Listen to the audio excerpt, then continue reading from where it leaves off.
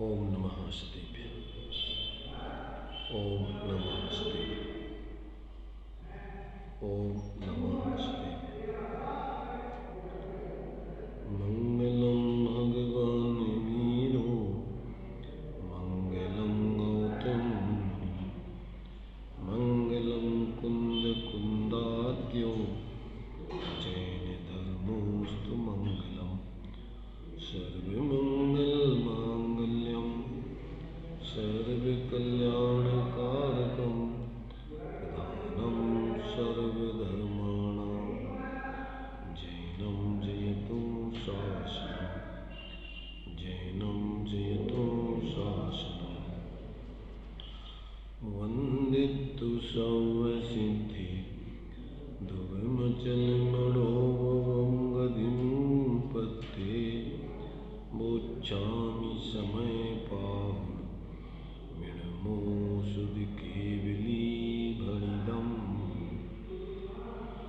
नमः समय साराय स्वानुभूत्या चकासते चित्सुभावाय भावाय सर्वभावान्तरचिते।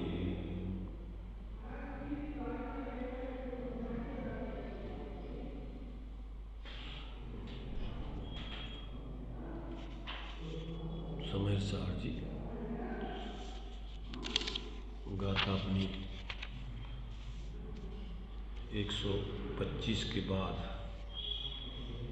जो जयसेनाचार्य देव ने अतिरिक्त 3 गाथाएं दी हैं, उन 3 गाथाओं को यहाँ पर अपन पढ़ रहे हैं। इसमें ज्ञानी जीवों को किस प्रकार के परिणाम होते हैं, उस ज्ञानी जीवों के ज्ञानमय भाव होते हैं, ज्ञान भाव का ही कर्ता होता है, उस बात को यहाँ पर स्पष्ट किया जा रहा है। कल अतिरिक्त नंबर 8 गाथा अपन ने पढ़ ली थी।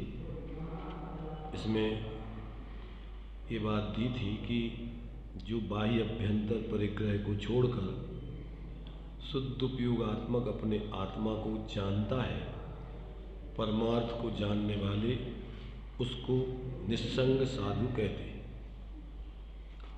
जो कि अपन 6 डाला में अंतरात्मा के जो 3 भेद बतलाए हैं, उसमें से उत्तम अंतरात्मा का जो स्वरूप बताया है, द्विविध संगवन सदुपयोगी मुनि उत्तम निज ध्यानी। ये बात यहाँ पर वो परमार्थ के जानकार ऐसे गणधर आदि देव, उनको निष्परिग्रही साधु कहते हैं, परिग्रह रहित साधु कहते हैं। ऐसा इसमें ज्ञानी ऐसे अपने ज्ञान भाव के कर्ता होते हैं। अब इसके बाद 9 नंबर की अतिरिक्त गाथा है। इसमें देखिए क्या बताते हैं, इसको पढ़ते हैं। जो मोहं तुझमुता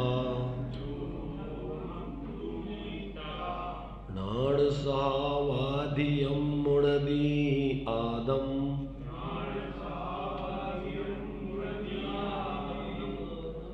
तम जिद मोहं साहु परमट्ठ व्याणया बिंती।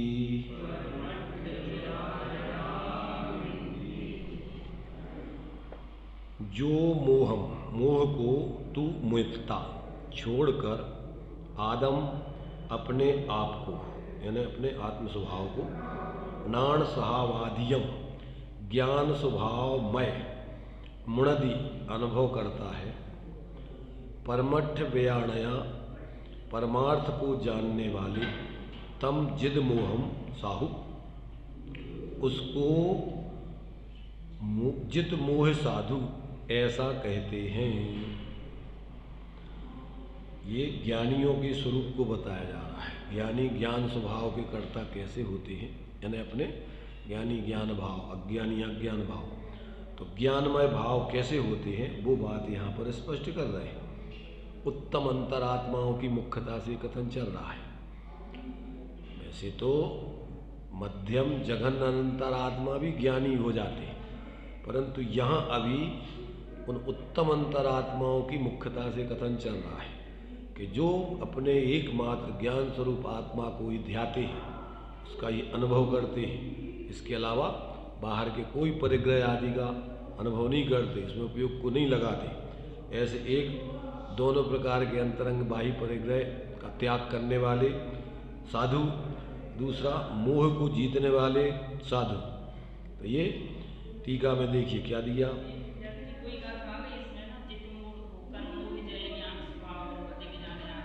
हाँ हाँ,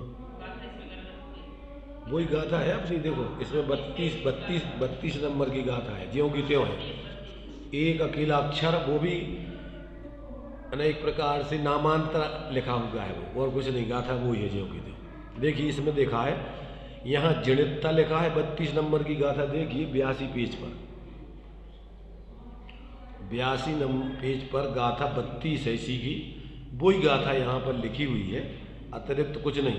वैसे तो 3 गाथा हैं, जो इंद्रिय विजेता, जितमोही और क्षीणमोही, ये 3 गाथाएं हैं। लगभग उन 3 गाथाओं को इनने अपना रूपांतरण करके लिखा है। तो वो जो है ऐसे जो शुद्ध उपयोगी मुनिराज है, वे 3 प्रकार से यहाँ पर पहले बता दिए, इंद्रिय विजेता और मोह विजेता और क्षीण मोह करने वाले। तो ये पूरी की पूरी ज्यों की त्यों गाथा है। इत मुयत्ता लिख दिया और इत जनित्ता लिख दिया, छोड़कर लिख दिया, इत जीत कर लिख दिया, बाकी वही गाथा है, एक भी अक्षर का अंतर नहीं। वे ज्यों के त्यों है, बिनती बेनती एक ही है, कुछ अंतर नहीं है उनमें। बेनती बिनती एक ही अर्थ होता है उसका। तो ये क्या है कि इन्होंने एक प्रकार से जो अपन ये सोचो कि टीका में व्यक्ति उसका स्पष्टीकरण करता है ना, जैसे ऐसा शुद्ध उपयोगी मुनिराजों के स्वरूप को स्पष्ट करने के लिए 3 गाथा यहाँ इनने अतिरिक्त लिखी। ज्ञानी जो उत्कृष्ट ज्ञान स्वरूप का अनुभव करते हैं शुद्ध उपयोग में, तो वो कैसा करते हैं। तो पहली गाथा 8वीं अतिरिक्त गाथा लिख दी इन्होंने, दोनों प्रकार के परिग्रह से रहे जो ज्ञान से अधिक अपने स्वरूप को ध्याते हैं, वे क्या कहलाते हैं, वे निस्संग साधु कहलाते हैं, निष्परिग्रही साधु। इसमें निष्परिग्रही, अब यहाँ जितमोही साधु का स्वरूप बता दिया। तो जितमोही क्या करते हैं कि जो मोह को छोड़कर, इधर छोड़कर लिखा, वहाँ जीत कर लिखा। तो अंतर कुछ नहीं है उसमें, शब्दों का अंतर है अकेला, पर्यायवाची है वो शब्द भी। अपने आप को ज्ञान स्वभाव में अनुभवता है, परमार्थ को जानने वाले उसको जितमोही साधु कहते हैं। अब इसमें टीका में देखिए उसका खुलासा कर दी।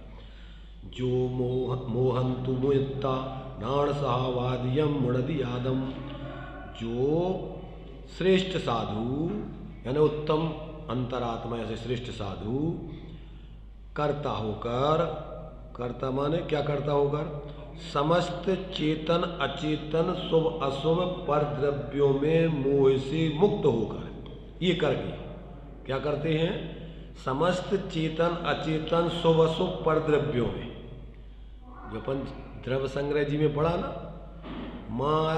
माँ मुज्जय माँ रज्जय माँ दुस्सय इट्ठनिट्ठ अत्थेसु थिरमिच्छय चित्तम विचित्र ध्यान प्रसिद्धिये, वही गाथा है मूल में लगभग। तो क्या करते हैं कि जो समस्त चेतन अचेतन शुभ अशुभ परद्रव्यों में मोह से मुक्त होकर आत्मा के शुभ अशुभ मन वचन काय व्यापार रूप तीनों योगों से रहित होगा। मन वचन काय का भी अवलंबन अब खत्म होकर जो त्रिगुप्ती ते सहज तरेंगे, कोटि जन्म तप तपे ज्ञान विन कर्म झरेंगे, ज्ञानी के छिन्माई त्रिगुप्ती माने संपूर्ण परावलंबन छोड़ के स्वावलंबी दशा।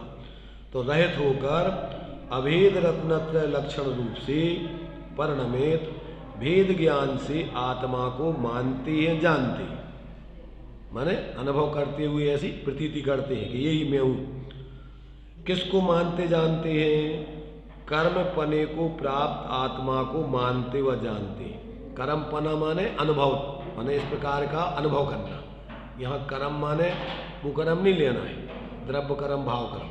यहाँ तो कर्म माने ऐसा कार्य, स्वरूप अनुभव का कार्य करते हुए सभी बाह्य अंतरंग परिग्रह से रहित या शुभ अशुभ चेतन अचेतन परिग्रह से रहित ऐसे ज्ञान से अधिक अपने स्वरूप का अभेद रत्नत्रय रूप कार्य कर रहे हैं।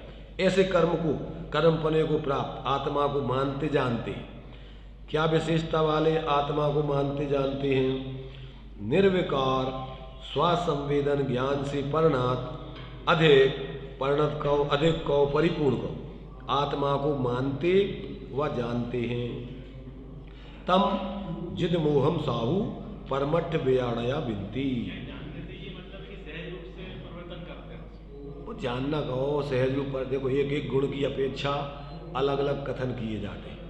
जब ज्ञान की अपेक्षा कहो तो अपने स्वरूप को जानते हैं, श्रद्धा की अपेक्षा कहो तो अपने स्वरूप को चेतन स्वरूप मानते हैं, चारित्र की अपेक्षा कहो तो अपने स्वरूप में स्थिर होते हैं, वीर की अपेक्षा कहो तो स्वरूप की संरचना करते हैं। तो ये एक एक गुणों की पर्याय से अलग अलग नाम दिए जाएंगे। इसलिए अपन 16वीं गाथा इसी समय सार की क्या दिया उसमें? दंसन नाण चरिताणी सेवी दब्बाणी साउना नित्यम और ताणी पुण जान त्रिन्नी भी अपाणम चेब निश्चय दो। दर्शन ज्ञान चारित्र का सेवन साधुजन सदा करते हैं और वे तीन एक आत्मा ही जानो, तो एक आत्मा का ही सेवन करते हैं। तो ये तो सब क्या है? देखो जितना भी कथन होता है कोई ना कोई अपेक्षा से होता है। अब अपन उसकी अपेक्षा समझो कि ये दर्शन का सेवन कर रहे माने आत्मा का सेवन कर रहे, ज्ञान का सेवन कर रहे माने आत्मा का सेवन कर रहे, चारित्र का सेवन कर रहे माने आत्मा का सेवन कर रहे, आत्मा का सेवन कर रहे माने अनंत गुणों का स्वाभाविक परिणमन सर्वगुणांशु समके, सब गुणों की शुद्धता लगा लो। तो ये तो क्या है कि कथन अपन को ध्येय की तरफ से कर रहे कि अवलंबन करने वाले गुणों की तरफ से, पर्यायों की तरफ से कर रहे। ध्यान ध्येय ध्याता, जहां ध्यान ध्याता ध्येय को न विकल्प बच भेद ना, जहां चिदभाव कर्म चिदेश करता चेतना क्रिया तहाँ तीनों अभिन्न। अब तो कोई विकल्प तो है नहीं, समझने के लिए व्यवहार का कथन है। कभी ध्याता की तरफ से कथन कर देते हैं, कभी ध्यान की तरफ से कथन कर देते हैं, कभी ध्येय की तरफ से कथन कर देते हैं। अब जोन तरफ से कथन करो अब वो उस प्रकार से तो है, सब में बात वही कही जा रही, एक ही बात। अपने स्वरूप को ध्याता है आत्मा, निःशुद्धात्मा को ध्याता है, ध्याने वाला, ध्यान करने वाला अपने शुद्धात्मा को ही ध्येय बनाता है, उसका ही ध्यान करता है और अपने श्रद्धा ज्ञान चारित्र आदि से ध्यान करता है, शुद्ध उपयोग से ध्यान करता है। तो कथन कहाँ से किया जा रहा है इसमें कोई उलझने की जरूरत नहीं है। बस अब ये सब कथन व्यवहार के, निश्चय में कोई विकल्प नहीं है। वस्तु जैसी है वैसा दिया अपन ने 143 गाथा के भावार्थ कि श्रुत ज्ञानी भी सर्वज्ञ जैसे नयों के ज्ञाता रहते हैं, वो कोई विकल्प नहीं करते। जैसे सर्वज्ञ भगवान नयों को जानते तो हैं पर उनको कोई विकल्प नहीं है, भेद नहीं है, ऐसा ही ध्यान के समय श्रुतज्ञ ज्ञानी भी सब नयों के ज्ञाता तो हैं पर कोई विकल्प नहीं है किसी नय का। तो जब तक व्यक्ति को ऐसे स्वरूप का निर्विकल्प होकर अनुभव नहीं होता तब तक उसके जीवन में मोक्ष का मार्ग चालू नहीं होता है। समझने समझाने के लिए अथवा सविकल्प दशा में अपने उपयोग को पाप आदि से बचाने के लिए ये सब विचार चलते हैं। जिसने स्वरूप नहीं समझा है उसको पूर्वचर व्यवहार में व्यवहार से समझाया जाएगा। जयणवी सत्य मणज्जम अणज्ज भाषम बिनादु गाहेदुम तय व्यवहारेण बिना परमत्थुपदेशेण मसक्कम। जिसने अभी स्वरूप को नहीं जाना तो उसको कैसे समझाएंगे? कभी संयोगों की तरफ से, कभी भेद की तरफ से, कभी द्रव्य स्वभाव की तरफ से, कभी पर्याय की तरफ से। अब सारी चीजें उसको बताएंगे।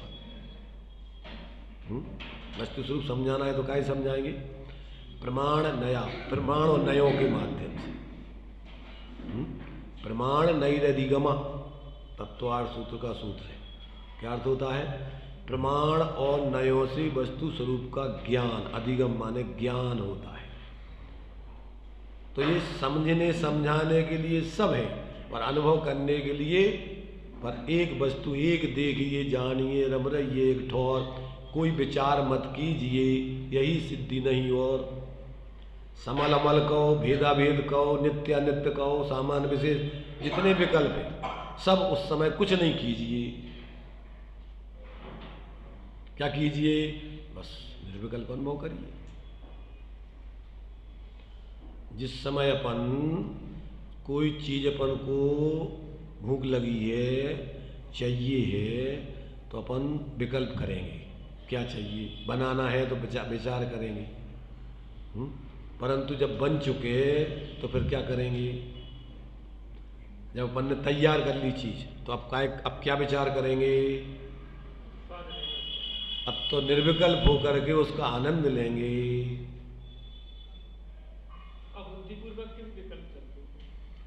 अबुद्धिपूर्वक के विकल्प गौण होते हैं साधकों के जीवन में। क्यों?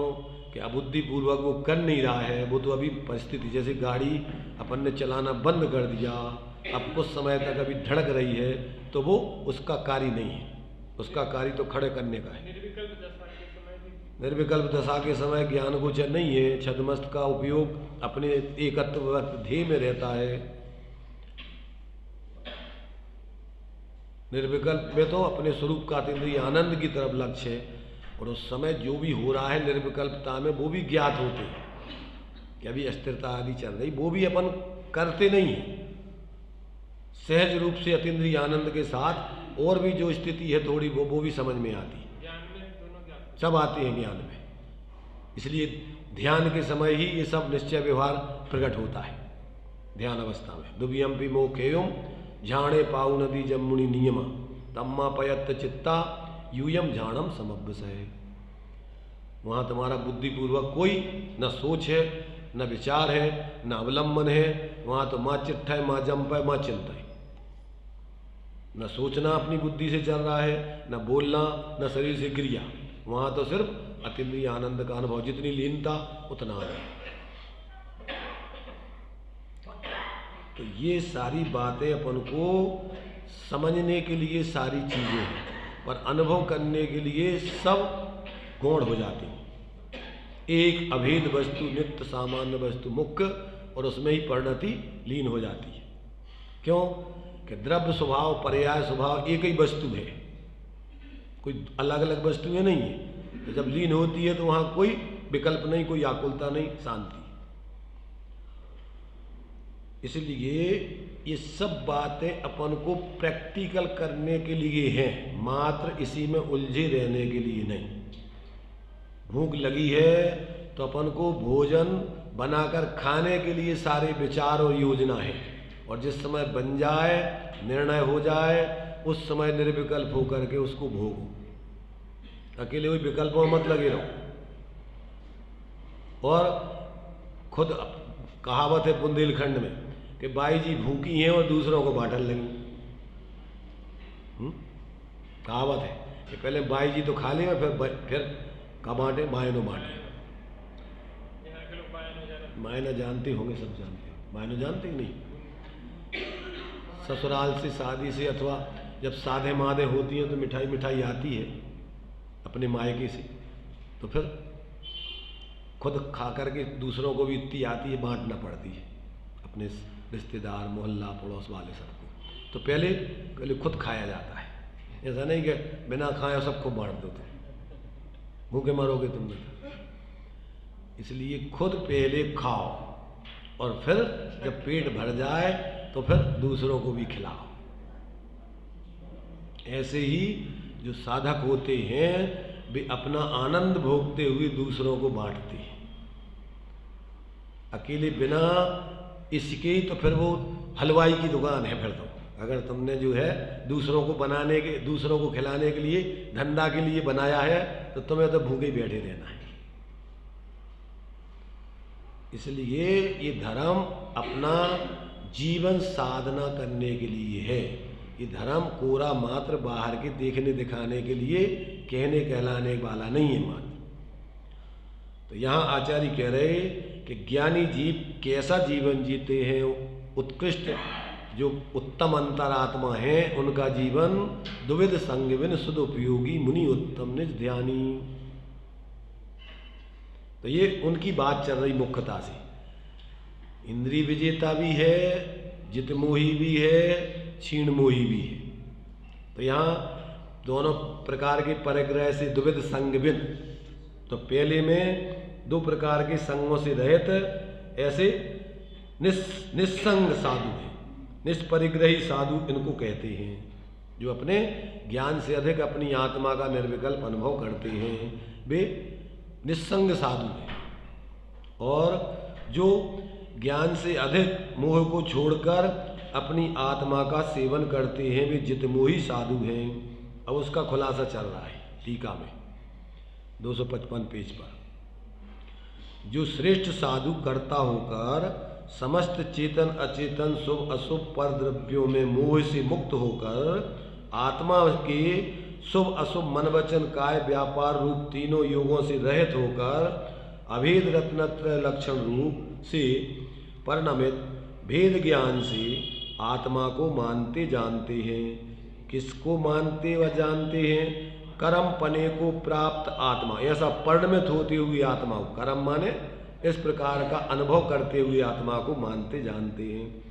क्या विशेषता वाले आत्मा को मानते जानते हैं? निर्विकार स्वसंवेदन ज्ञान से परिणमित, परिणत, अधिक, परिपूर्ण, उसी को कहो ऐसे स्वसंवेदन ज्ञान रूप परिणत और इसी ज्ञान से अधिक, उसी से परिपूर्ण आत्मा को मानते जानते हैं। तम जिदमोहम साहू परमठ व्याणया बिनती। उस कर्मतापन्न, ऐसे कर्म को परिणमित, कर्मतापन्न माने उस मय, कर्म से आपन्न, उस मय परिणमन करते हुए साधु को जितमोही या निर्मोही साधु जानना। वे कौन हैं ऐसे जो ऐसा जानते हैं? वे परमार्थ के जानकार तीर्थंकर परम देव आदि हैं। ऐसे साधु को जो जानते हैं वो कौन है? वो तीर्थंकर आदि परम देव हैं, ऐसा जितमोही साधु को जानते हैं। इस प्रकार मोह पद बदलकर राग, द्वेष, क्रोध, मान, माया, लोभ, कर्म, नो कर्म, मन, वचन, काया, बुद्धि, उदय, शुभाशुभ परिणाम, श्रोत, चक्षु, घ्राण, रसना और स्पर्शन, ऐसे 20 पद बदलकर व्याख्या करना चाहिए। अर्थात इन सब को जीत करके अपनी आत्मा को जानते हैं। जित मोह की जगह सब में लगा लो। जित राग, जित द्वेष, जित क्रोध, जित मान, जित माया, जित लोभ, जित कर्म, जित नो कर्म, जित मन, जित वचन, जित काया, जित बुद्धि, बुद्धि माने जो विकल्प जितने भी हैं, क्षय समाधि के विकल्प, और जित उदय, जित शुभाशुभ परिणाम, जित श्रोत इंद्री, जित चक्षु इंद्री, जित घ्राण इंद्री, जित रसना इंद्री, जित स्पर्शन इंद्री। जो अपन 6 डाला में पढ़ते हैं ना, रस रूप गंध तथा फरस शब्द अरु असुहाव शुभ अशुभ असुहावने तिनमें न राग विरोध पंचेंद्रिय जयन। माने किसी में राग द्वेष नहीं करना है, अपने सहज स्वभाव में रहना है। राग द्वेष जब ही नहीं होंगे जब अपने समता भाव में रहोगे तो एक क्षण को भी अज्ञानी जीव निर्विकल्प नहीं होता है। रात दिन संकल्प विकल्प, संकल्प विकल्प, बुद्धिपूर्वक करता है संकल्प, अब ये कर लूँ, अब ये कर लूँ। ज्ञानी जीव संकल्प नहीं करता बाहर के, अस्थिरताजन्य विकल्प तो होते हैं उसको, पर उसके कोई बाहर के संकल्प नहीं होते अभिप्राय में कि ये मेरा काम है, ये मैं करूँ, इससे मेरा हित होगा। और अज्ञानी तो बुद्धिपूर्वक संकल्प उठाओ, संकल्प करके अब मकान बनाना है, अब एक मकान और बनाना है, अब इतनी दुकान और खोलना है, अब ये पैसे उसको देना है, अब वहाँ जमा करना, अब तत्संबंधी विकल्पों के अंबार चलते रहते हैं। जब तुमने जो संकल्प कर लिया तब तत्संबंधी विकल्प होंगे कि नहीं होंगे? ज्ञानियों का तो एक ही रहता है कि हमारा आत्मा को छोड़ के मेरा कुछ नहीं है।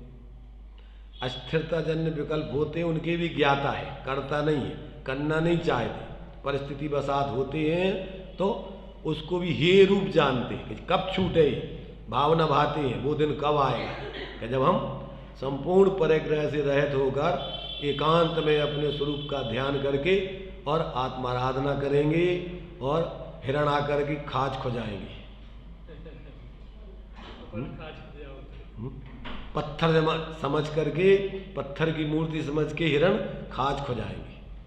वो दिन कब आएगा? ऐसा अपूर्व अवसर क्या रे आओ से। श्रोत माने कान, सुनना।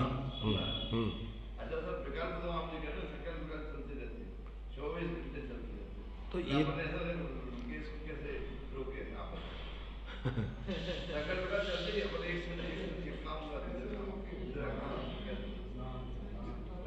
सबके हैं, जब जी प्रश्न है सबका स्पष्टीकरण, मतलब बहुत देखो, चलते रहते हैं कि चलाते रहते हो? साइकिल चलती रहती है कि चलाते रहते हो जब चलती रहती है? वो सब आते कहो चलते कहो कोई मतलब नहीं। पहले तो ये बताओ कि साइकिल अपने आप चलती रहती है कि चलाते रहते हो जब चलती है वो अपने आप? पहले तुम चलाते हो जब चलती है कि बिना चलाए चलती है? और जब साइकिल चलती है तो फिर तुम चलते हो उसके संग? साइकिल देखो, साइकिल को तुम चलाते हो और फिर साइकिल तुम्हें चलाती है। अगर अब तुम्हें साइकिल नहीं चलाना है या साइकिल से तुम्हें नहीं चलना है तो अब क्या करना पड़ेगा? आप न्यूट्रल में डाल दो गाड़ी को। अरे मैंने उसको आप चलाने की इच्छा बंद करके चलाना, पेडल बंद कर दो। आप अपने उपयोग को वहां से हटा लो। क्या करो? अपन ने पढ़ा द्रव्य संग्रह जी में कि पहले तो इनसे हट जाओ, माँ चिट्ठा है, माँ जंपा है, माँ चिंता है। तुम कोई चेष्टा करना बंद करो, बोलना बंद करो, सोचना बंद करो। अब क्या करो? अप्पा अप्पम, अपने ज्ञान स्वरूप आत्मा का ध्यान करो। आत्मा का ध्यान करोगे तब तुम्हारे लिए कौन चलाए, विकल्प कौन कराएगा?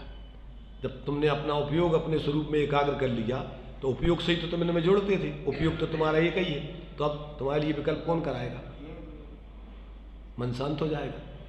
वस्तु विचारध्याविते मन पावे विश्राम, रस्वादत सुख उपजे अनुभव ताको नाम। और अनुभव चिंता मणिरतन, अनुभव है रसकूप, और अनुभव मार्ग मोक्ष को, और अनुभव मोक्ष स्वरूप। तो श्रावक के लिए अपन को बताया था 3 टाइम सामायिक करता है बैठ के। सामायिक में क्या करता है? अपनी आत्मा का ध्यान करता है, वस्तु स्वरूप विचार करके धीरे धीरे मन को एकाग्र करके अपने स्वरूप में एकाग्र करता है। कितनी बार करते हैं अपन सामायिक? अभ्यास के रूप में। अभी सहजता में सामायिक तो जब समता जीवन में आ जाती है स्वरूप के अवलंबन से, तो वो तो सहज रूप से सामायिक चलती रहती है साधक के जीवन में। बुद्धिपूर्वक भी करता है और सहज रूप से भी चलती रहती। जितनी जितनी वीतरागता प्रकट हो गई परिणति में, उतनी उतनी सामायिक तो सदा चलती है। धर्म और समता भाव सदा सामायिक करिए, और परप चतुष्टय माह पाप तज, बुद्धिपूर्वक भी निर्वृत्ति करके साधना करो। तो अपना लक्ष्य कहाँ है कि हम भैया विकल्प हमारा स्वरूप नहीं है, ये विकल्प वास्तव में अपने लिए आफत है, ये अपना क्या कुटीब है। विकल्प क्या है? आत्मा का स्वभाव है, कुटीब खोटी आदत पड़ेगी। तो इस खोटी आदत को आपको बुद्धिपूर्वक पहले छोड़ना पड़ेगा। तो पहले आपको व्यवहार में बुद्धिपूर्वक आरंभ परिग्रह आदि से निवृत्ति लेकर पार्ट टाइम, फुल टाइम तो साधु बन जाते, पार्ट टाइम में आपके इतने समय हम कुछ नहीं करेंगे, अष्टमी चतुर्दशी निवृत्ति लेकर के सबका त्याग। क्योंकि वैसे तो तुम्हारा कुछ है ही नहीं, कल्पना ही तो है सब। घर परिवार कुटुंब व्यापार धंधा ये तुम्हें किसने सौंपा है? इसकी जिम्मेदारी तुम्हें किसने दी है? जब यहाँ नहीं थे तुम तो इसकी जिम्मेदारी तुम्हें किसने दी है? और जब यहाँ से चले जाओगे फिर कौन करेगा? और अभी भी तुम उसमें उपयोग नहीं जोड़ो तो तुम्हें जबरदस्ती कौन करा रहा है? अपन मान लीजिए यहाँ आ गए स्वाध्याय में भी, तो अभी तुम्हारी अब दुकान का हो रहा हो, घर पे का हो रहा हो, कौन क्या कर रहा है, अब तुम्हें विकल्प तो नहीं आ रहे। तो जब बुद्धिपूर्वक तुम अपने उपयोग को धर्म में लगाओ तो बुद्धिपूर्वक अधर्म सहज छूट जाता है, क्योंकि उपयोग तो एक ही है। जब अपने उपयोग को अच्छे काम में लगाओगे तो बुरा काम कौन करेगा? तो बुद्धिपूर्वक अपन अपने उपयोग को इधर संसार के कार्यों से, मोह के कार्यों से हटाकर धर्म के कार्यों में लगाएं और फिर यहाँ आकर फिर अपने एकत्व भक्त धर्मी आत्मा का दिए विशुद्धता पूर्वक शुद्धता प्रकट होगी। सम्यक्त का क्षयोपशम, विशुद्धि, देशना, प्रायोग, करण और फिर सम्यक्त होता है। तो जब आप बुद्धिपूर्वक ये कार्य करोगे तो आपके परिणामों में फिर अंतर्मुक्ता होकर के और अपने एकत्व भक्त आत्मा की अनुभूति प्रकट होगी। वहाँ से आपको निर्विकल्प अतीन्द्रिय आनंद प्रकट हो जाएगा। इस सब अपन को अपन ही कर रहे हैं, कोई दूसरा नहीं। अपन ये सब बहानेबाजी है। कौन सी? कि भैया हम क्या करें, हम तो गृहस्थ हैं। ये तुम्हारी मूर्खता है, गृहस्थ फरस्त नहीं है। तुम सबसे पहले तो अपने आप को जीव जानो। गृहस्थ तुम्हारी मिथ्या कल्पना है, अथवा व्यवहार से अपन उपचार से कथन करते हैं। 6 द्रव्य लोक में, तो 6 द्रव्यों में कौन सा द्रव्य गृहस्थ है, कौन सा मुनि है? इसलिए तात्विक दृष्टि से ना कोई गृहस्थ है ना कोई मुनि है, सब जीव हैं। तो पहले तो अपन को तात्विक दृष्टि से वस्तु तत्व का निर्णय करो। चेतन को है उपयोग रूप, चिन्ह मूर्त बिन मूर्त अनु, पुद्गलम धर्म अधर्म काल, इनते न्यारी है मेरी चाल। तुम कौन हो? गृहस्थ मृहस्थ नहीं, तुम जीव 6 द्रव्यों में एक जीव द्रव्य हो। तात्विक दृष्टि से विचार नहीं करोगे तब तक तुम्हारी मूर्खताओं को कोई नहीं छुड़ा सकता है। प्रवचन सार जी की 94 नंबर की गाथा में दिया है, आत्मोचित व्यवहार को छोड़कर मानवोचित व्यवहार को, मनुष्योचित व्यवहार को छाती से लगा रखा है। अपने को मिथ्यात्व रूप में मनुष्य मानता है, अपने को आत्मा नहीं जानता है। और फिर जब मनुष्य है तो फिर सारी रिश्तेदारी व्यवहार की खड़ी होती है। मनुष्यों में फिर समझ लो, बाप हो, माँ हो, पत्नी हो, पति हो, फिर दुनिया की कल्पनाएं मिथ्या खड़ी करता है। जब अपने को जीव जाना तो अब जीव किसके रिश्तेदार है? बताओ, जीव का किससे क्या रिश्ता है? आप अकेला अब तरे मरे अकेला होए, यूं कबहू इस जीव को साथी सगा न कोई, जहाँ देह अपनी नहीं तहाँ न अपना कोई, घर संपत्ति पर प्रगट है पर है। तो ये काय के लाने हैं? बोलबे के लाने तोताओं जैसे नहीं। ये बोलते होते जो तोता जैसे सिर्फ अकेले बोलने के लिए है कि अंदर में अपने अनुभव करने के लिए? इस तरीके का जिस समय बोल रहे हो तो शब्द ही है कि उनके अर्थ को, उनके भाव को, उनके प्रयोजन को समझ रहे, काय के लिए बोले जा रही है। अपन पढ़ते हैं, इन्हें चिंतत सम सुख जागे, जिमी ज्वलन पवन के लागे, जब ही जिए आत्म जाने, तब ही जिए शिव सुख ठाने। ये भावना है काय के लाने? 12 भावना है। वैराग्य पावन माई, चिंतो अनुप्रेक्षा भाई। वैराग उत्पन्न करने के लिए माता के समान है। जैसे माता अपने बच्चे का पालन पोषण करती है, ऐसे ही आत्मा का हित साधने के लिए ये वैराग भावना है, 12 भावना है। तो अब ये सारी चीजें अपन विचार करो और जीवन में आपकी शांति नहीं आए, ऐसा हो सकता है क्या? अपन दूध में मीठा डालो, शक्कर डालो और दूध मीठा नहीं हो, ऐसा होता है? ऐसे ही अपन तत्व विचार करें और स्वरूप तरह उपयोग ले जाएं और स्वरूप का अनुभव नहीं हो, ऐसा हो सकता है क्या? अब स्वरूप आचार्य कहते हैं स्वरूप नहीं हो तो नहीं होगा। जब स्वरूप है और तू अनुभव करेगा तो क्यों नहीं होगा? ये बता। अभ्यास तो कर, अभ्यास करते नहीं है, झूठी बातें करता है, बहानेबाजी। बहानेबाजी करता है, झूठी नहीं करना जिसको, माने जिस व्यक्ति को जो कार्य नहीं करना है तो 50 बहाने खड़े करता है। करता कि नहीं करता? और जिसको करना है उसको कोई बहाना नहीं। ये सोच लो अपन, जिस समय तुम्हारे मकान में आग लग गई, ठीक है ना, अब तुम्हारे लिए कोई न किवाड़ बंद है, ताला लगा हुआ है, तब तुम सोचोगे भैया किवाड़ बंद है, अब अपन नहीं निकल सकता, अपन बैठो शांति से। क्या करोगे? कोशिश करोगे। अरे किवाड़ नहीं तोड़ेंगे, हनुमान जी बन जाएंगे। जैसे बनेगा तैसे मकान से निकलोगे, ना तो मरोगे। फिर वहाँ कोई बहानेबाजी नहीं है कि अब कोई आओ नहीं है तो हम तो चिल्लाते रहे, कोई हमें कोई तालों खोल भी नहीं आओ, उतनी बहानेबाजी करोगे।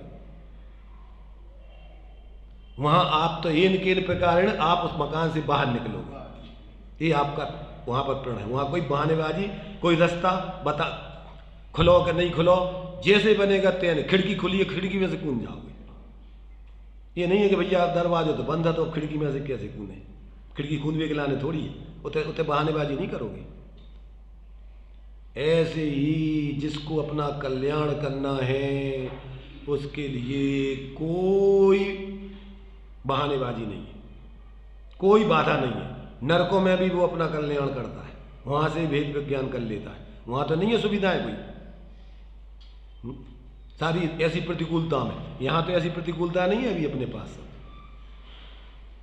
इसलिए कल्याण करने वाले के लिए कोई बाधा नहीं है, और जिसको नहीं करना है उसके लिए कितनी भी सुविधाएं दे दी जाए परंतु वो कल्याण नहीं कर सकते। क्यों?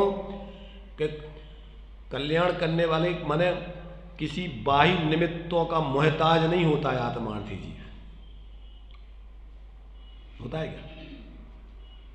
स्वाधीन स्थिति है वो, पूर्ण निरपेक्ष स्थिति है साधना की। इसलिए उसको बाहर में कोई बहानेबाजी नहीं, हर परिस्थिति में भेद विज्ञान करके अपना आत्म कल्याण करता है। ऐसी अंदर से जिसकी भावना पैदा होती है उसको दुनिया में कोई ताकत नहीं है कि उसको रोक सके अपने कल्याण से। और जिसको कल्याण नहीं करना है 50 बहानेबाजी है उसके सामने, ऐसा नहीं है, वैसा नहीं है, ये नहीं है, वो नहीं है, करते रहो बहानेबाजी। इससे किसका कल्याण कर रहे हैं? तो ये सब बातें अपन को जो है समस्या, अगर तुम्हें समझ में आ गई कि अपनी ये समस्या है और इस समस्या से निकलना है, तो आदमी अपनी समस्या का समाधान खोज लेता कि नहीं? जैसे बनता है वैसे उसका समाधान खोजता है। कैंसर हो गया, अब क्या करना? पैसा नहीं है अपने पास, क्या करना? बैठना हाथ पे हाथ धर के कि नहीं? अब तो नहीं कहोगे भैया हमारे पास पैसे नहीं है तो हम क्या करें? अरे जैसे बनेगा तैसे पैसे की जुगाड़ करोगे। ऐसे ही ये समझ में आ जाए कि अनादिकाल हो गया भटकते भटकते स्वरूप को भूलकर, अब तो जैसे बने तैसे हम अपने स्वरूप का आश्रय करके और इस पराश्रय को छोड़ करके संसार के अभाव को करेंगे। तो उसको कौन रोकने वाला है? अंदर से उठी हुई भावनाएं क्या होता है? अंदर से उठी भावनाओं को सफल होती है, उसको रोकने में कोई ब्रह्मांड कोई उसके लिए समर्थ नहीं है। इसलिए अंदर से जिसके तड़प उठ गई कि अब तो भैया अब हमसे नहीं सहा जाता है, सब विद संसार असारा या हमें सुख नहीं लगा, ये समझ में आ गया, अब उसके लिए कोई रोकने वाला नहीं दुनिया में। अपन खुद ही रुके रहते मोह से, अपने अज्ञान से। कौन रोकता है किसी को? इसलिए ये अपन को अगर समझ में आ जाए तो अपन को जिनागम में सारे रास्ते बतलाए हैं और अपन बराबर अपने जीवन में उन सब तरीकों को समझ कर कि जिस तरीके से अपना कल्याण होगा, टोडामल जी के शब्दों में उस सम्यक दर्शन ज्ञान चारित्र की परिभाषा कि जिस प्रकार के जानने से वीतरागता की सिद्धि हो उस प्रकार से जानता है, जिस प्रकार के मानने से वीतरागता की सिद्धि हो उस प्रकार मानता है, और जिस प्रकार के आचरण करने से वीतरागता की सिद्धि हो उस प्रकार का आचरण करता है। वो किसी से नहीं पूछता है हम क्या क्या करें क्या नहीं करें।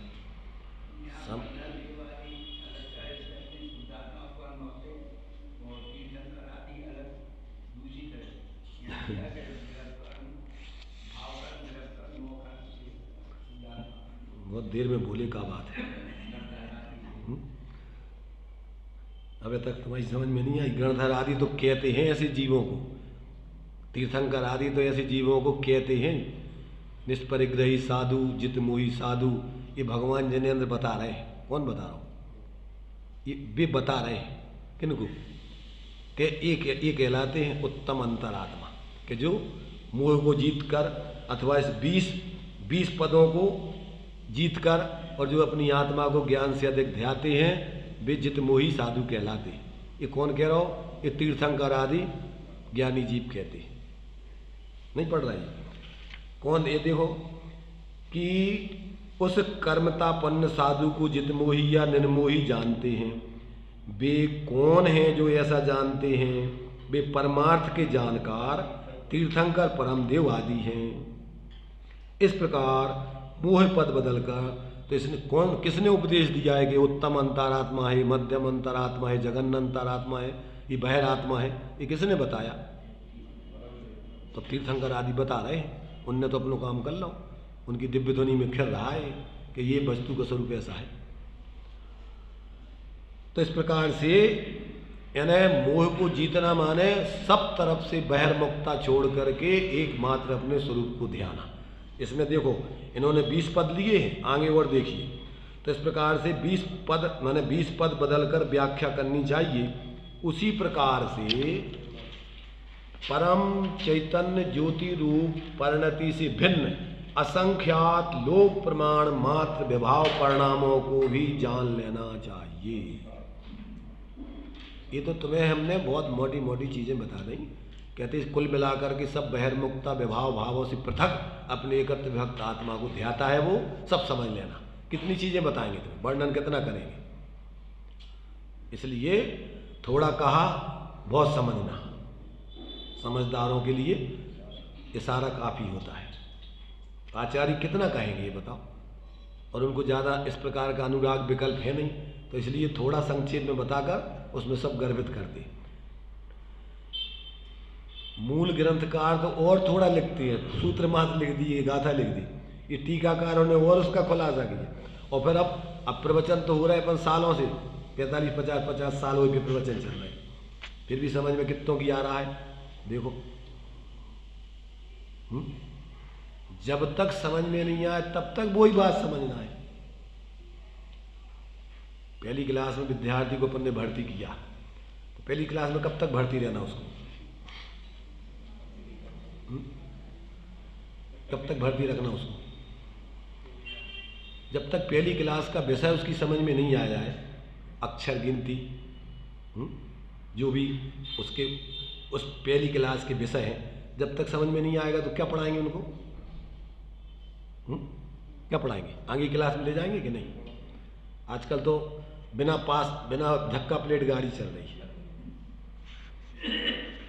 तुम जाना तो कछु नहीं, 10वीं तक तो तुम्हें हम डिग्री दे ही देंगे फ्री की, फोकट की। ऐसा नहीं चलता है धर्म के क्षेत्र में कि तुम्हें आगे गुणस्थान बिना पहले के गुणस्थानों की साधना की हो, तुम्हें ऐसे फोकट में गुणस्थान मिल जाएंगे। तत्व ज्ञान भेद ज्ञान पूर्वक जब तक तुम सम्यक को आत्मा की अनुभूति प्रतीति नहीं करोगे, आगे कोई गुणस्थान नहीं बनना है। अनंत काल तक चाहे तुम साधु बन जाओ और चाहे कितने ग्रंथ पढ़ते रहो,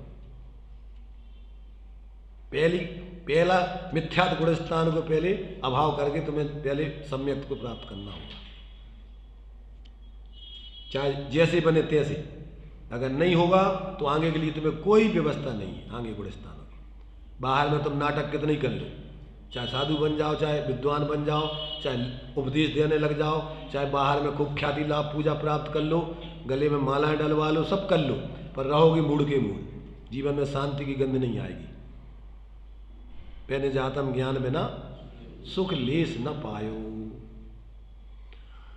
तो देखो भाई, आचार्यों ने अपन को करुणा से क्या किया? उनको अंदर में निष्कारण करुणा है, कोई अकारण है, वो निरापेक्ष बंधु होते ज्ञानी सबके। किस कारण से कर रहे हैं वो ऐसा काम? बताओ। कोई कारण नहीं है, स्वभाव है जी उनका। उस भूमिका में इस जाति का उनका व्यवहारिक स्वभाव। जैसे देखो पर्याय जनित प्रवचन सार जी में तीर्थंकरों की दिव्य ध्वनि आदि का खिलना, चलना, उठना, बैठना, कैसा बताया?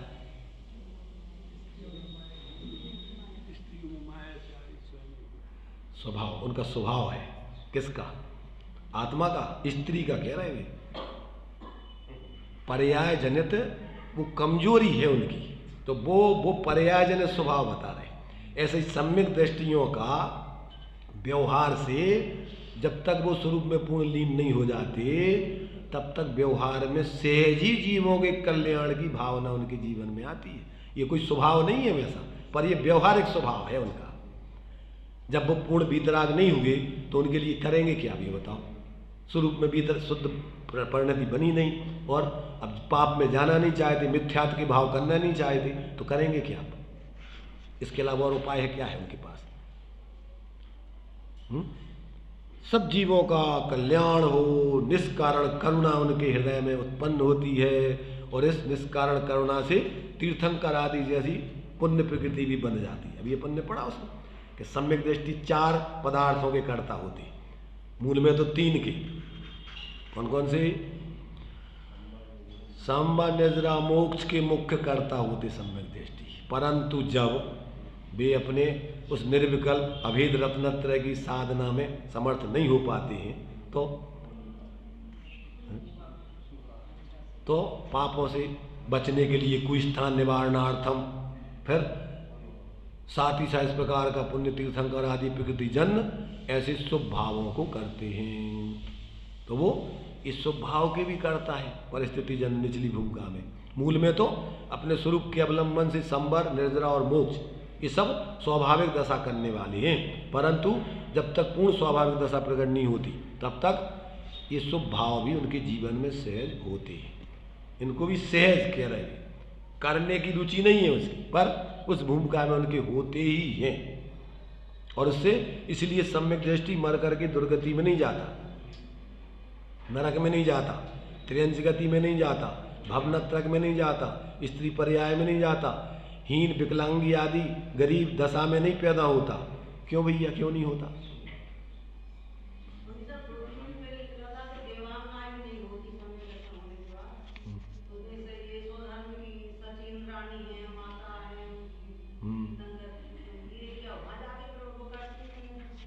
उतनी जाके करती है,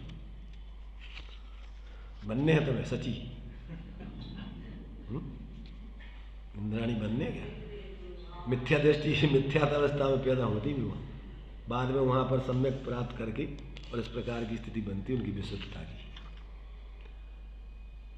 पूर्व में विराधना करके भी उस स्थिति में नहीं तो स्त्री बन गई मायाचारी आदि करके, परंतु अंदर में भावना उनकी उत्कृष्ट रही आत्मकल्याण की, तो बाद में फिर सम्यक आदि प्राप्त करके और फिर उत्कृष्ट इस प्रकार की उनकी पवित्रता चलती रहती है।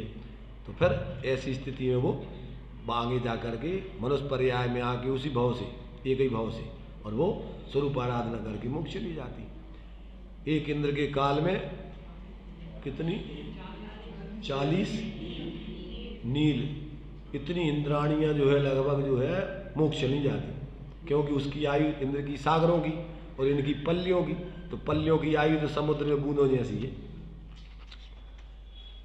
तो मतलब ये है, अपन को समझना ये है कि बिना तत्व ज्ञान के, बिना आत्मज्ञान के, बिना स्वरूप आराधना के जीव सुखी नहीं होता है। जैसे बने तैसे आपको तत्व ज्ञान करके स्वरूप आराधना करने में लगना चाहिए समय रहते हुए। ये नहीं करोगे तो कोई पूछने वाला नहीं है। रूंगन भाग बिकाया, अपन ने पढ़ा ना, रूंगन भाग जानते हो ना? रूंगन में अपन लोग कभी कभी क्या है, सब्जी खरीदने जाते हैं ना, गांव में तो अक्सर ऐसे ही होता है। पटेल लोग आते थे सब्जी बेचने, तो अपन थोड़ी सी भैया थोड़ा सा क्या कोतमीर बोलते हैं उसको, क्या बोलते, धनिया, थोड़ी धनिया डाल देना, थोड़ी मिर्च, एक मिर्च, 2-3 मिर्च दे देना थोड़ी, तो ऐसे फ्री में चले जाते हैं। ये जीव है, ये जीव एक इंद्रिय जीव है, साधारण जीव है, उसमें अनंतों असंख्यातों अनंतों जीव होते साधारण वनस्पति एक उसमें। तो ऐसे रूंगन में चले गए अपन फ्री में। अगर अपन ने स्वरूप आराधना नहीं की तो ऐसी दशा को, एक इंद्रिय आदि दशा को प्राप्त हो जाएंगे जहाँ कोई कीमत पूछने वाला नहीं है तुम्हें, कहाँ चले गए। अभी अपन थोड़ा सा समय मिला है और उसमें अपने शरीर में और भोगों में आसक्त होकर के बहुमूल्य आत्मा का पतन करें तो इससे ज़्यादा और मूर्खता क्या होगी। ये पर्याय तो अपन को मिली है आत्मा के उत्थान करने के लिए। ये भोग संयोग तो अपन ने अनंत बार प्राप्त कर लिए, उनमें क्या हुआ, और अभी जितने पर्याय में अपन ने भोग लिया क्या मिल गया अभी तक अपन को, बताओ कितने संतुष्ट हो गए, कितना सुखी हो गए उससे। रोज डेली का डेली वही पागलपन के काम। मैंने उसके लिए तो अपन को बताया, जैसे किसी को खाज हो जाए ना, खाज हुई किसी को, जानते हो खाज, तो जैसे खाज वाले को खुजाने में मजा आता है, फिर क्या होता है, जितना खुजाओगे उतनी ज़्यादा तकलीफ खड़ी होगी, जितना ज़्यादा भोगों में आसक्त होगा कि लगोगे उतनी ज़्यादा दुर्गति होगी जीव की। यहाँ भी आकुलता और आगे पाप का बंध, दुर्गति के पात्र होगे। इसलिए भाई देखो,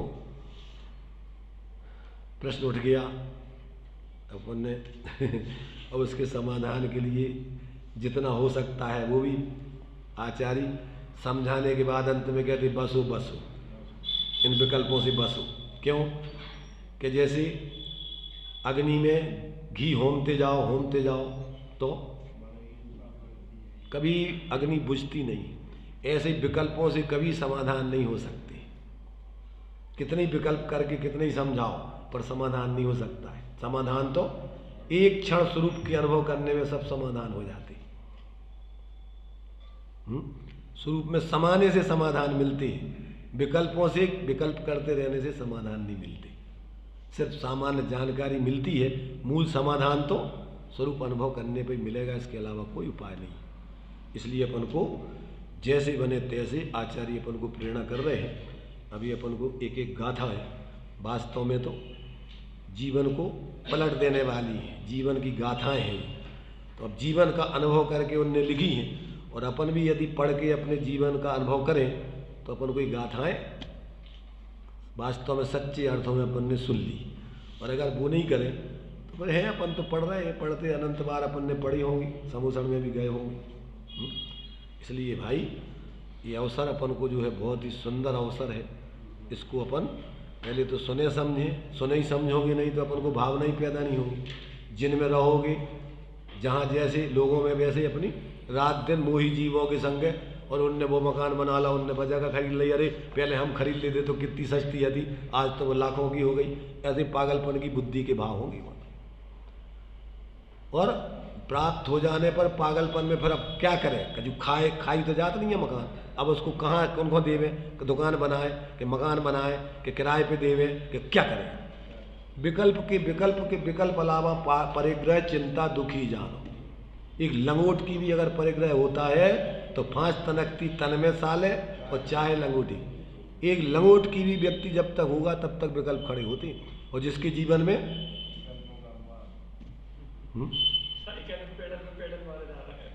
रात दिन लगा हुआ है इकट्ठा परिग्रह में रात दिन, तो अब उसकी तो कौन क्या कहे। नीतिकार या वो तो बोलते ना कोई के कि जहाँ बर्बाद गुलिस्ता करने को एक ही उल्लू काफ़ी है, और जहाँ हर डाल पे उल्लू बैठे हो तब उसकी उस बाग की दशा क्या होगी। ऐसे ही अपन विकल्पों के अंबार, संकल्पों के अंबार जहाँ लगे हो तब उनकी क्या दशा होगी, मैं तो वही जाने, भगवान जाने। इसलिए भाई बुद्धिपूर्वक अपन सारे, और अपन अपने को छलने की बात है ही सब, क्या कि हम तो कुछ नहीं करते भैया, हम तो कुछ नहीं करते, सब अपने को देख लो। कुछ नहीं करते तो स्वरूप में जाने चाहिए थे। अगर तुम कुछ नहीं करते तो फिर आत्मा का स्वभाव स्वरूप में लीन होने का है, तो तुम स्वरूप में चले जाओगे, अंतर्मुख में केवल ज्ञान हो जाएगा। जो लोग ऐसा कहते हैं दूसरों को अपने को श्रेष्ठ बताने के लिए कि दिमाग में तो सब भरे हैं, पूरी योजना चलती रहती हैं, और हम तो कुछ नहीं करते, हम दुकान पे नहीं जाते, हम कुछ नहीं करते, हम सलाह, दिमाग में पूरा भरा हुआ है और रस आता रहता है, उधर बढ़ती रहती हैं चीज़ें तो उधर रस आता है, वो कहते हैं हम तो कुछ नहीं करते। ये अपने को ठगने वाली व्यवस्था है, इससे किसी दूसरे का हित नहीं होगा। इसलिए अपन को ईमानदारी से जब तक अपने एकत्व भक्त आत्मा की अनुभूति ना हो, और फिर पूर्णता के लक्ष्य से ही अनुभूति होती, जब तक पूर्ण वितराग दशा नहीं हो तब तक वो व्यक्ति, साधक व्यक्ति कहीं अटकता नहीं, रुकता नहीं, धारा प्रवाह अपने स्वरूप की आराधना में आगे बढ़ता जाता है। तो इस प्रकार से अपन अपनी बुद्धि को सम्यक बनाएं और अपनी आत्मा को सच्चे हित के मार्ग में लगाएं।